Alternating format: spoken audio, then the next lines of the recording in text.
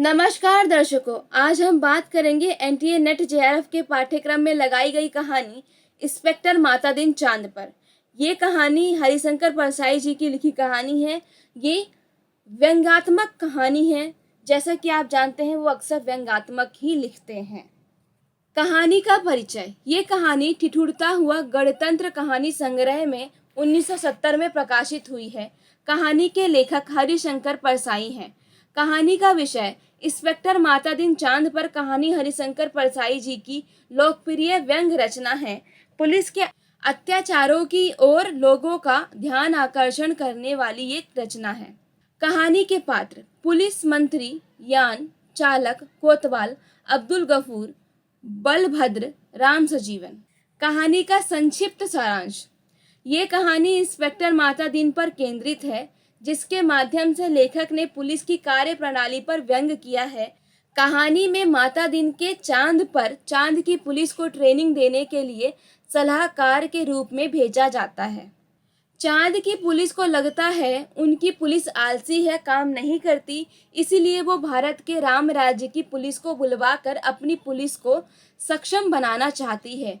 परिणाम स्वरूप माता दिन चांद पर जाते हैं। चांद पर जाने के बाद सबसे पहले माता दिन ने पुलिस वालों की सैलरी कम करवा दी, ताकि पुलिस वाले ऊपरी आय के लिए काम करें। उसके बाद हर वो काम सिखा दिया जो पुलिस वाले को नहीं करना चाहिए। इसी दौरान किसी आदमी का आपसी झगड़े में कत्ल हो जाता है। मारने वाले भाग गए। जिसके घर के सामने ये झगड़ा हुआ, उसने घायल व्यक्ति को अस्पताल पहुंचा दिया। माता दिन ने उसी भले आदमी को अपराधी साबित करते हुए 20 साल की सजा करवा दी। परिणाम स्वरूप चांद की हालत पहले से ज्यादा खराब हो गई। इसके दुष्परिणाम ये निकले कि कोई बीमार बाप का इलाज नहीं कराता, डूबते बच्चे को कोई नहीं बचाता, जलते मकान की आग कोई नहीं बुझाता। आदमी जानवर से बदतर हो गया। चांद के प्रधानमंत्री ने भारत के प्रधानमंत्री से माता दिन को वापस बुलाने का निवेदन किया और उसे चांद से वापस भारत भेज दिया।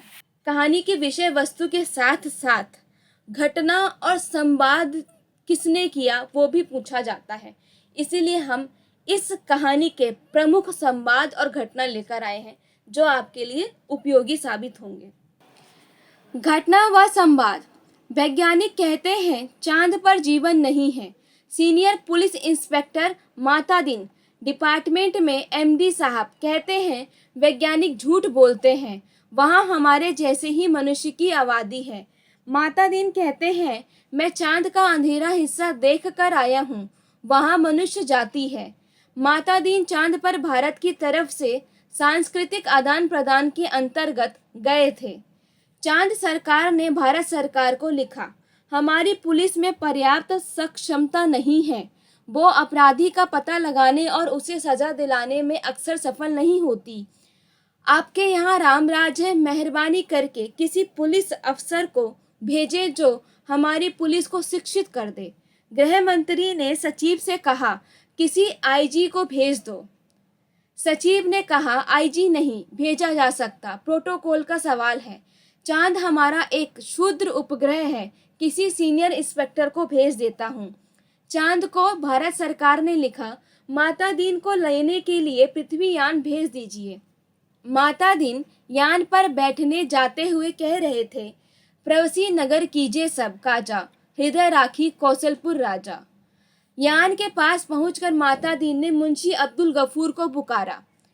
रोज नामचे का नमूना दिनचर्या की पुस्तक को कहा है। हवलदार बालभद्र का जिक्र है, जिसे माता दिन ने घर में जचकी के समय अपनी पत्नी को भेजने को कहा। यान चालक से पूछा, ड्राइविंग लाइसेंस है? माता दिन ने यान चालक से गाली देकर बात की तो चालक ने कहा, हमारे यहाँ आदमी ऐसे नहीं बोलते। हवलदार राम सजीवन ने कहा, एसपी साहब के घर से किसी ने कहा है चांद से एड़ी चमकाने का पत्थर लेते आना। माता दिन सोचता है, मैं यहाँ इंस्पेक्टर की हैसियत से नहीं, सलाहकार की हैसियत से आया हूँ। चांद में किसी इंस्पेक्टर के कंधे पर स्टार नहीं थे। सबसे पहले माता दिन ने चांद पर पुलिस लाइन का मुलाहिजा किया। पुलिस लाइन में हनुमान जी का मंदिर न होने पर माता दिन ने आईजी से कहा, हनुमान का दर्शन कर्तव्य परायण पुलिस वाले के लिए जरूरी है। हनुमान सुग्रीव के यहाँ स्पेशल ब्रांच में थे। सीता एबडक्शन अर्थात अपहरण को मामला दफा 362 कहा। राम जी हनुमान जी को अयोध्या ले आए और टोन ड्यूटी में तैनात कर दिया। वही हनुमान हमारे आराध्य देव हैं। मैं उनकी फोटो लेता आया हूँ। थोड़े ही दिनों में चांद की हर पुलिस लाइन में हनुमान जी स्थापित हो गए। चांद पर सिपाही को 500, हवलदार को 700, थानेदार को 1000 रुपए तनख्वाहें मिलती हैं। माता दीन को लगता है इसी कारण पुलिस अपराधी को नहीं पकड़ती है। माता दीन कहते हैं पहली घटी हुई तनख्वाह मिलते ही आपकी पुलिस की मनोवृत्ति में क्रांतिकारी परिवर्तन हो जाएगा। पुलिस मंत्री ने तनख्वाहें घटा दी और 2-3 महीने में सचमुच बहुत फर्क आ गया। पहले से कई गुना केस रजिस्टर में दर्ज हुए। माता दीन ने कहा कम तनख्वाह दोगे तो मुलाजिम की गुजर नहीं होगी। 100 रुपये में सिपाही बच्चों को नहीं पाल सकता। 200 में इंस्पेक्टर ठाट बाट नहीं मेंटेन कर सकता। उसे ऊपरी आमदनी करनी ही पड़ेगी।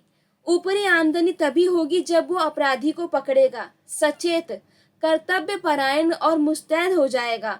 हमारे रामराज का यही रहस्य है। पुलिस के लोग भी खुश थे, सरकार भी खुश थी। मुनाफे का बजट बनने वाला था। एक दिन आपसी मारपीट में एक आदमी मारा गया। मारने वाले तो भाग गए थे। मृतक सड़क पर बेहोश पड़ा था। एक भले आदमी ने उसे उठाकर अस्पताल भेजा। भले आदमी के कपड़ों पर खून के दाग लग गए हैं। माता दीन ने इस भले आदमी को ही गिरफ्तार कर लिया। माता दीन ने इन्वेस्टिगेशन का सिद्धांत समझाया। कत्ल हुआ है तो किसी मनुष्य को सजा होगी ही। मारने वाले को होती है या बेकसूर को, ये अपने सोचने की बात नहीं है। मनुष्य सब बराबर हैं। सब में उसी परमात्मा का अंश है। हम भेदभाव नहीं करते। ये पुलिस का मानवतावाद है। माता दीन कहता है जुर्म 2 बातों से साबित होता है। क्या वो आदमी पुलिस के रास्ते में आता है? क्या उसे सजा दिलाने से ऊपर के लोग, शासन प्रशासन के लोग खुश होंगे? माता दीन को पुलिस वालों ने बताया पुलिस अन्याय करे तो विरोध करता है। वो वर्तमान सरकार की विरोधी राजनीति वाला है। अर्थात वो भला आदमी जो है वो वर्तमान सरकार की विरोधी राजनीति वाला है। माता दीन ने कोतवाल से कहा घबराओ मत। शुरू में इस काम में आदमी को शर्म आती है, आगे तुम्हें बेकसूर को छोड़ने में शर्म आएगी। हर चीज का जवाब है। अब आपके पास जो आए उससे कह दो हम जानते हैं वो निर्दोष है, पर हम क्या करें, ये सब ऊपर से हो रहा है। इस तरह जब सब कह देंगे ऊपर से हो रहा है, तब वो भगवान के पास जाएंगे, मगर भगवान से पूछकर कौन लौट सका है। माता दीन ने कहा एक मुहावरा ऊपर से हो रहा है हमारे देश में 25 सालों से सरकारों को बचा रहा है। माता दीन कहता है चश्मदीद गवाह वो नहीं होता जिसने देखा है, बल्कि वो होता है जो कहे कि मैंने देखा है। अरे चश्मदीद गवाहों की लिस्ट पुलिस के पास पहले से रहती है। जहां जरूरत हुई उन्हें चश्मदीद बना दिया। ऐसे आदमी हैं जो साल में 300-400 वारदातों के चश्मदीद गवाह होते हैं। परिणाम स्वरूप माता दीन ने लगभग 8-10 उठाई गिरोह को बुलवाया जो चोरी, मारपीट, गुंडागर्दी करते हैं, उन्हें गवाह बना दिया। माता दीन के केस सॉल्व करने के तरीके को देखकर कोतवाल पांवों से लिपट गया। कहने लगा मैं जीवन भर इन श्री चरणों में पड़ा रहना चाहता हूँ। माता दीन ने चांद की पुलिस को FIR बदलना, बीच में पन्ने डालना, रोज नामचा बदलना, गवाहों को तोड़ना सब सिखा दिया। भले आदमी को 20 साल की सजा हो गई। माता दीन का सार्वजनिक अभिनंदन किया गया। वे पछताए, इस मौके के लिए कुर्ता, टोपी और धोती नहीं लाए। माता दीन 26 साल पहले पुलिस में भर्ती हुए थे। भारत के पुलिस मंत्री टेलीविजन पर दृश्य देख रहे थे।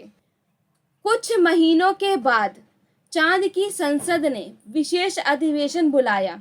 सदस्य गुस्से से चिल्ला रहे थे। कोई बीमार बाप का इलाज नहीं कराता, डूबते बच्चों को कोई नहीं बचाता, जलते मकान की आग कोई नहीं बुझाता, आदमी जानवर से बदतर हो गया, सरकार फौरन इस्तीफा दे। दूसरे दिन चांद के प्रधानमंत्री ने माता दीन को बुलाया। प्रधानमंत्री एकदम बूढ़े दिखाई देने लगे। रुआसे होकर माता दीन से कहा, आप अपने देश लौट जाइए। माता दीन ने कहा, मैं तो टर्म खत्म करके ही जाऊंगा। माता दीन ने कहा, हमारा सिद्धांत है, हमें पैसा नहीं काम प्यारा है। चांद के प्रधानमंत्री ने भारत के प्रधानमंत्री को गुप्त पत्र लिखा। चौथे दिन माता दीन को वापस लौटने के लिए भारत के आईजी का ऑर्डर मिल गया। उन्होंने एड़ी चमकाने का पत्थर यान में रखा और चांद से विदा हो गए। जाते देख पुलिस वाले रो पड़े। पत्र में लिखा था, इंस्पेक्टर माता दीन की सेवाएं हमें प्रदान करने के लिए अनेक धन्यवाद, पर अब आप उन्हें फौरन बुला लें। हम भारत को मित्र देश समझते थे, पर आपने हमारे साथ शत्रुवत व्यवहार किया है। हम भोले लोगों से आपने विश्वासघात किया है। आपके माता दीन ने हमारी पुलिस को जैसा कर दिया, उसके नतीजे ये हुए हैं, कोई आदमी किसी मरते हुए आदमी के पास नहीं जाता, इस डर से कि वो कत्ल के मामले में फंसा दिया जाएगा। बेटा बीमार बाप की सेवा नहीं करता, वो डरता है बाप मर गया तो उस पर कहीं हत्या का आरोप नहीं लगा दिया जाए। घर जलते रहते हैं और कोई बुझाने नहीं जाता, डरता है कि कहीं उस पर आग लगाने का जुर्म कायम न कर दिया जाए। बच्चे नदी में डूबते रहते हैं और कोई उन्हें नहीं बचाता, इस डर से कि उस पर बच्चों को डुबाने का आरोप न लग जाए। सारे मानवीय संबंध समाप्त हो रहे हैं। माता दीन ने हमारी आधी संस्कृति नष्ट कर दी है।